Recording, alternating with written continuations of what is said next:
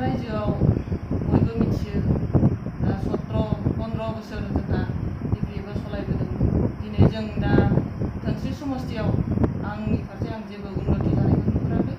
फारसेथिं जोंहा दा बुहुद फरायसोनाय सेंग्रा सिख्लाफोर दङ, बेफोरनि फारसेबो रावबो मेगन नोजोर होनाय जायाखै।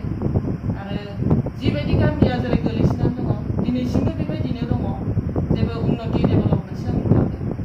आङो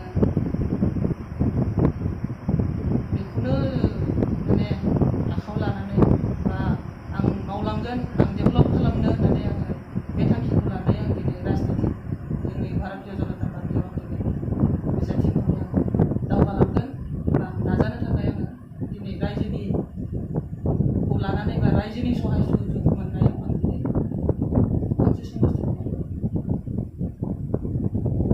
नोंथाङा धोनस्रि समाव देरहागोन होनना सानो नामा? आं धोनस्रि समस्तियाव आङो 100% आं देरहानायखौ आङो आसा दं। 100% आं आसा दं। नोंथाङा हेंथा बिजाथिनिफ्राय बेसेबां गोहोम गोग्लैयो? आं जितु आंनि धोनस्रि समस्तियाव आं बेबायदि आं हेंथाखौ आं रावखौबो नुहुराखै।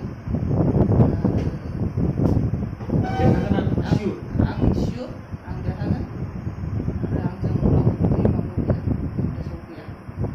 नोंथाङा बे धोनस्रि समावनि जिहेतु बिजाथि हिसाबै इलेक्सनाव नुजाथिगोन, नोंथाङा बे इलेक्सनाव कन्टेस्टआ सोरजों जागोन?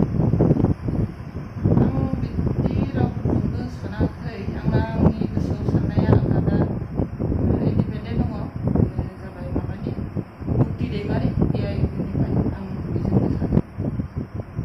नोंथाङा देरहायोब्ला नोंथांनि गिबि खामानिया मा जागोन धोनस्रि साखाव गासैनि थाखाय? दिनै धोनस्रि समस्तियाव जों दा गत बोसोर जों नुबोगासिनो रायजोनि डेभेलपमेन्टनि फारसे बे हिसाबै दा आङो सानदों फार्स्ट गिबि खामानियानो आं जिबायदि दा जोंना जि धोनस्रियाव कारापसन जादों बेखौ आं हाजासेखौ आङो मुक्त खालामनो आं सानदों।